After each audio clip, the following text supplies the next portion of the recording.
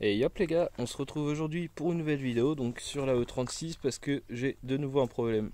Donc j'étais parti, je faisais les derniers essais avant de l'emmener au contrôle technique en fait, puisque j'en ai marre de l'avoir statique, j'ai envie de l'avoir roulé.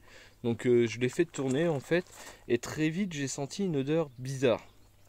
Donc je me suis dit bon, c'est peut-être le temps qu'elle chauffe, des fois quand tu mets des produits machin sur la ligne, sachant que je venais de changer la ligne, ça peut faire ça, rien d'anormal. Sauf que l'odeur s'estompait pas du tout. Donc là, réflexe de tout bon bricolo amateur, je me mets en dessous de la voiture, enfin je regarde vite fait en dessous de la voiture, et là je vois que ça pisse à torrent. Du coup j'ouvre le capot, et en fait je me suis aperçu que j'avais une durite d'essence. Donc je sais pas si je vais pouvoir te la montrer. Parce que pour moi c'est clair, mais sur la caméra ça arrive pas très bien à ressortir. Mais en gros, tu vois, c'est juste là au bout de mon doigt. Tu as une durite d'essence en fait, et cette durite d'essence, elle est percée. Alors attends, je vais essayer de te mettre ça comme ça.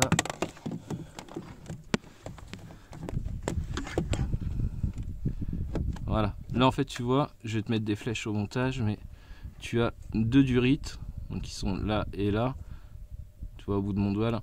Et parmi ces deux durites, j'en ai une qui pisse essence. Donc je vais essayer de te filmer ça, tu vas voir l'étendue des dégâts.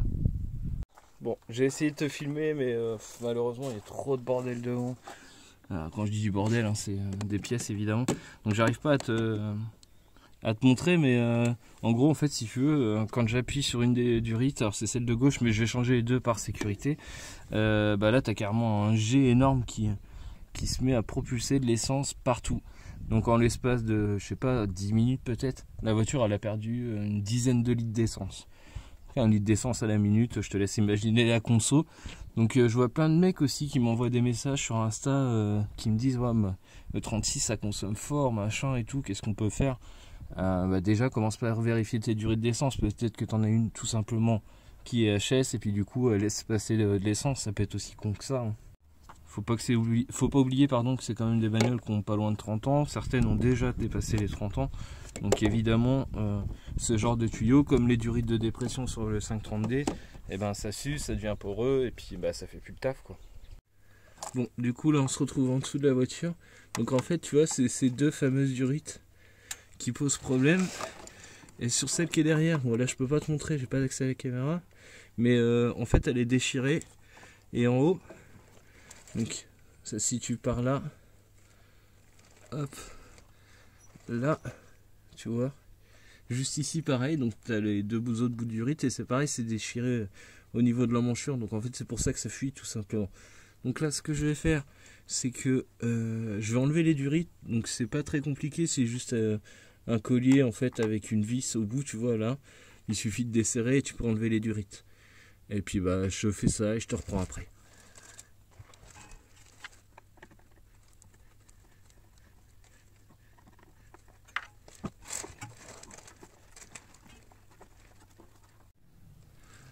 Donc là tu vois, j'ai déjà enlevé le premier collier, donc tu peux voir que le deuxième est là. Je sais pas si ça va ressortir à la caméra, mais tu vois, en fait juste au bout de mon ongle là, c'est là que c'est déchiré.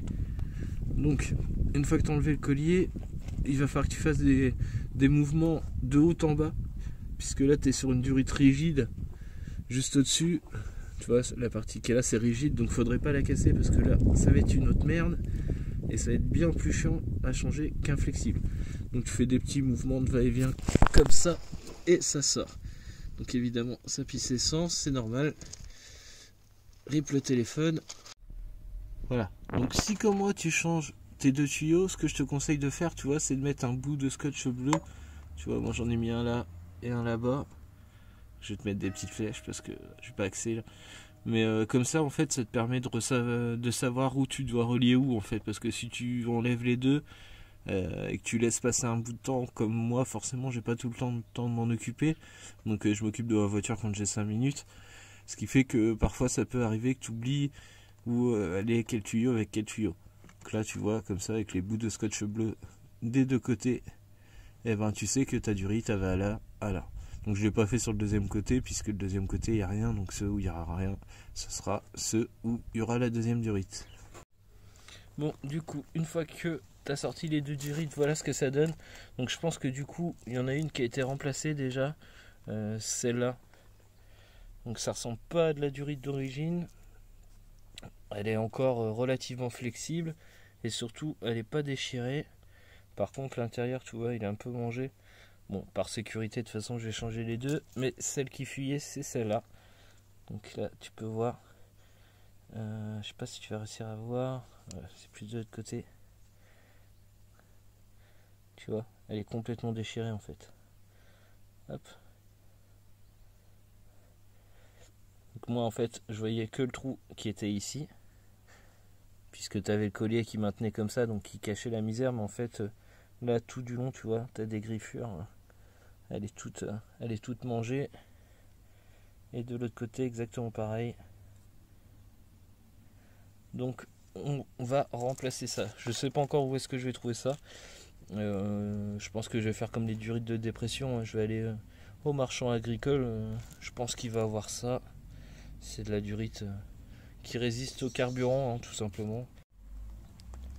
Je verrai sur place là-bas, mais je pense qu'il a ça. Puis sinon j'irai chez un garagiste, voir concessionnaire, appeler BM, voir combien coûte la pièce. Des fois on a des bonnes surprises. En origine ça coûte pas forcément plus cher que de l'adaptable. Donc les gars, on se retrouve environ une semaine plus tard. Je crois bien qu'on est le dimanche d'après. J'ai commencé la vidéo. Donc j'ai été dans un petit garage, un AD là, qui m'a vendu ça. Donc en fait c'est de la durite universelle. Et j'en ai pris un mètre, comme ça je vais pouvoir redécouper les deux. Donc il m'a donné plusieurs tailles parce qu'il n'était pas sûr. Le problème c'est que celui-là tu vois, en fait le diamètre extérieur est petit en fait. Et je me demande si c'est pas ça qui a cassé. Donc là j'ai pris un diamètre extérieur plus gros. On est sur du 8 mm. Donc si tu as à le faire, tu sais que tu peux remplacer par de la durite de 8 mm. C'est prévu exprès pour le carburant. Donc évidemment il faut que ça résiste aux hydrocarbures, sinon ça bouffe. Et du coup je vais remplacer également les colliers. Et je pense qu'avec ça, ça va pas bouger. Pour que ce soit plus facile, je vais venir coller mes deux durites comme ça, tu vois. Et en fait je vais venir hop marquer la taille. Et puis couper à la bonne taille pour que ce soit plus facile à remonter sur la voiture plutôt que de le couper sur la voiture directement. Voilà, donc j'ai découpé mes deux durites. J'avais pris 1 mètre. Il me reste ce petit bout qui fait quelques centimètres. Donc si tu fais la même opération que moi, tu peux prendre 1 mètre, c'est tout bon. Et maintenant on va passer au remontage sur la voiture. Voilà, j'espère que tu vas réussir à voir correctement. Donc là, tu te rappelles que j'avais fait mettre des petits bouts de scotch bleu en te disant qu'il fallait les mettre. Si tu faisais pas aussitôt, tu risquais de ne plus te rappeler. Donc là, tu vois que ça va nous être utile.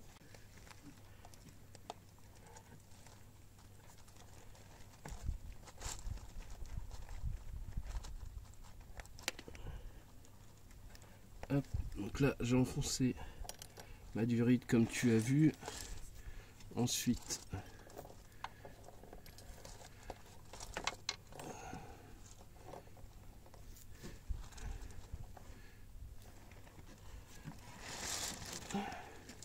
ça va revenir comme ça. Alors je me demande si j'aurais pas pu la faire un poil plus courte.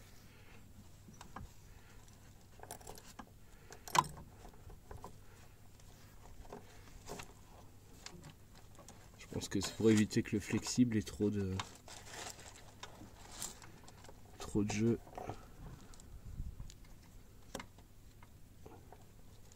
Enfin, soit trop courbé surtout. Hop. Donc là, je sais pas si tu vas réussir à voir le reste. Hop. Tac.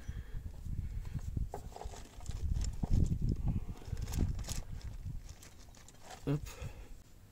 Hop, on viendra serrer les colliers après.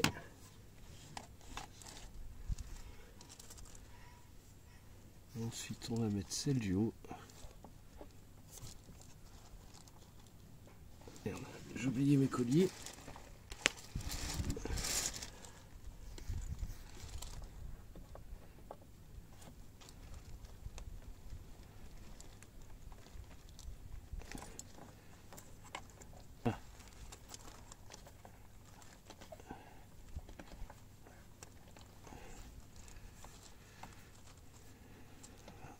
Ça c'est bon.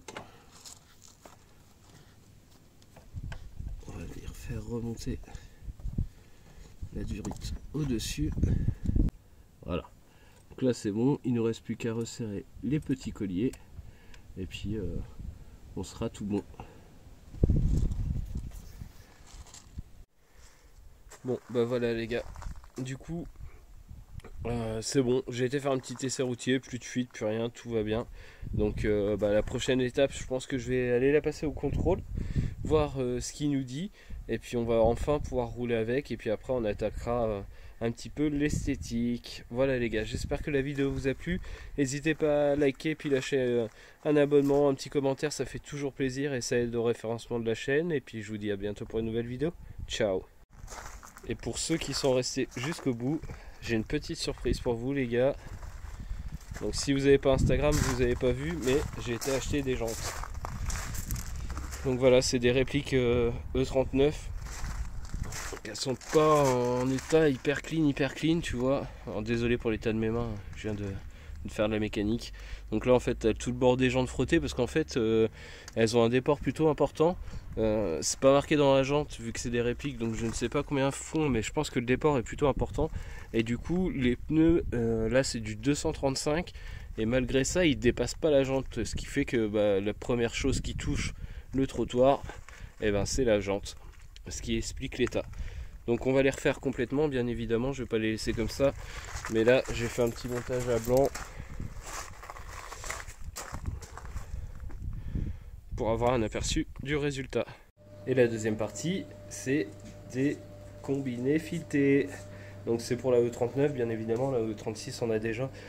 Donc c'est une gamme un peu plus quali avec coupelle, réglage de la dureté et tout ça pour le E39. Donc ça faisait longtemps que je n'avais pas acheté de choses pour la E39 et pour rien de cacher, j'hésitais à changer de voiture en gardant la E39 bien évidemment, mais racheter une autre voiture. Et du coup j'ai décidé de reporter un petit peu mon achat, donc on se fait plaisir pour le E39. Voilà les gars, à bientôt.